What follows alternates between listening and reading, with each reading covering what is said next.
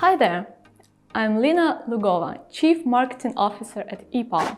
For new marketers, it can be confusing getting a grasp on the scope and variety of online ad formats available. So I'm here to explain the difference between Interscroller and interstitial ad formats.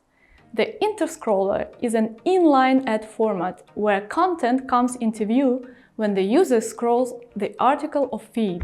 When 85% of the placement is viewable, the content will snap to take over the predefined percentage of entire viewport. The user can scroll out the screen view to dismiss the ad. Originally created for mobile, this format can perform great on desktop due to its seamless integration into different page layouts. The major benefits of Interscroller include: first, providing a natural introduction and dismissal of an ad through a simple swipe gesture. Second, it offers plenty of room for creative storytelling that makes a brand stand out.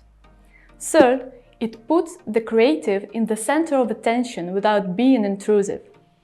Interstitial ads are interactive full-screen ads that cover the interface of the host app or website.